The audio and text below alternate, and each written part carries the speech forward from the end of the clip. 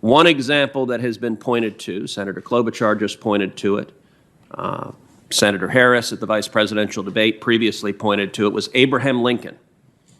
We are told that Honest Abe, the founder of the Republican Party, showed the example for why we should not be proceeding on this. I think it's worth noting that example misses a lot of the story.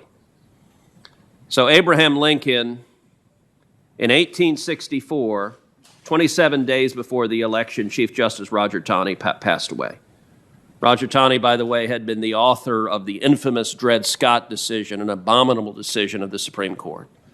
So suddenly there was a vacancy 27 days before the election.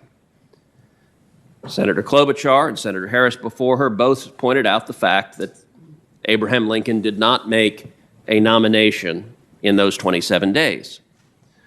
What both of them omitted was that the Senate wasn't here.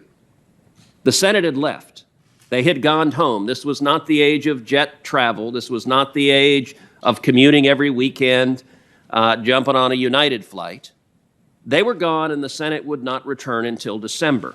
So there was no Senate physically present to confirm that nominee.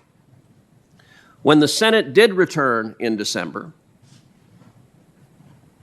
Abraham Lincoln nominated in December a justice to fill that seat, Salmon Chase, which the Senate confirmed the next day.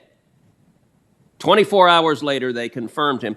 I would note also that Abraham Lincoln was in the midst of a presidential reelection, and as Doris Kearns Goodwin writes so beautifully in Team of Rivals, he was very good at assembling the political coalition he needed to win, and so he had multiple factions of the Republican Party that were splintered. Some things haven't changed from 1864. And Lincoln had multiple players that wanted that Chief Justice seat, all working really hard to reelect him and dangling the nomination out in front of each of them. So Salmon Chase had been his Treasury Secretary.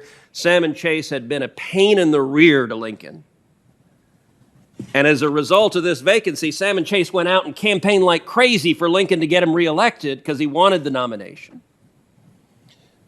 None of that should be shocking as a matter of history. And there are many members of this committee that enjoy being students of history. But to suggest that that is somehow a precedent and that requires us not to fill this vacancy now is, well, I actually can't put it better than the Washington Post, who fact-checked Senator Harris on this claim. And the Washington Post, not exactly a right-wing bastion, the Washington Post conclusion was that Senator Harris's argument, quote, wasn't exactly true.